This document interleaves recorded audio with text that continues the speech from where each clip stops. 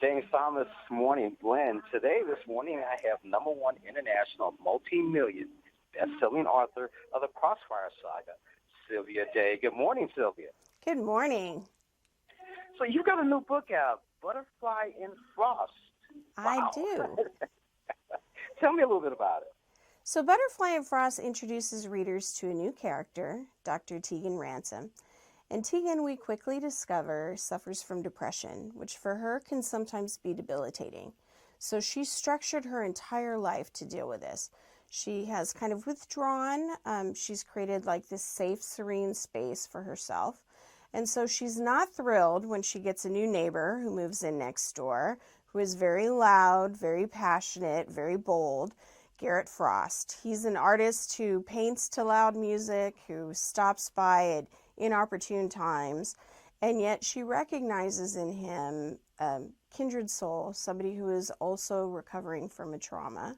And so these two spirits kind of come together and think, maybe we can learn a little bit about how each of us is coping with what we're dealing with, and maybe we can, find some happiness together. Maybe we can turn a corner together. Maybe tomorrow will be better for both of us and we can find some happiness. Do you think that's what a lot of people are seeking, is happiness? Is that why you write about this? I think we're all looking for a connection, whether that's with best friends, whether that's romantic relationships, whether that's with strong family ties. Having, a strong supportive unit, I think, is something that we all look for in our lives. And having, a strong romantic partner, somebody who supports you, who uplifts you, who, encourages you to be the best version of yourself, to take risks that maybe you might be afraid to take on your own. Absolutely. I think we're all looking for that. So, Sylvia, where does this inspiration come from to write these books? Everywhere. For a writer, life itself is inspiration.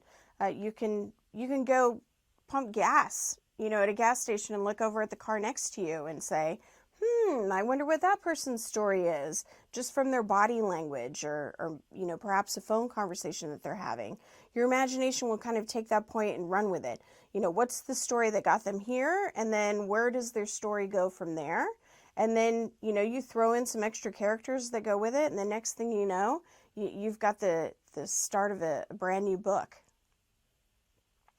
So, Sylvia, who would you say is your main audience for these books?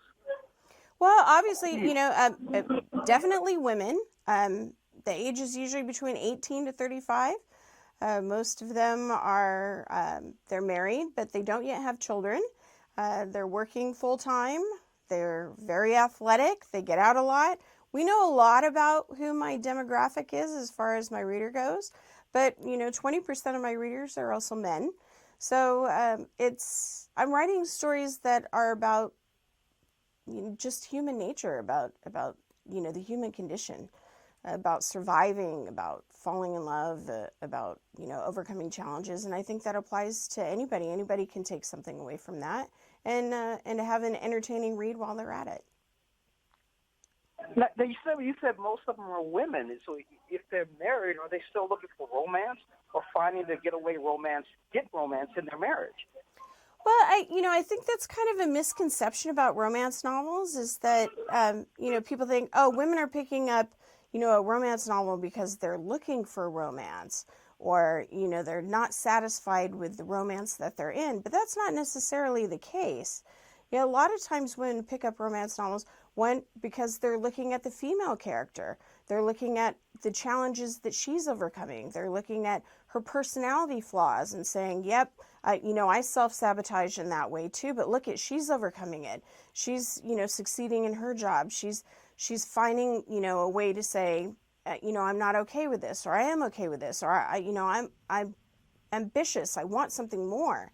So a lot of times they're just looking at just the human aspect of the story, and the romance is just kind of the added bonus to that. There's all different reasons why people read romance, not necessarily just because they want to find a little romance in their own life. You feel a lot of your women readers connect with your characters? Absolutely. I mean, it's very important that we write characters that women can see themselves in, that they can recognize themselves in. And that requires, of course, characters that that are flawed, that are facing challenges, that are trying to evolve, to grow. And if you write characters that women can connect to in that way, then absolutely they will follow them on that journey. They will support them. They will wish good things for them, and they'll want them to find, the right person to be with them for the rest of their lives. That sounds interesting, Sylvia. It can go both ways, I tell you. Sylvia, thank you so much for joining us on Morning Blend. Thank you.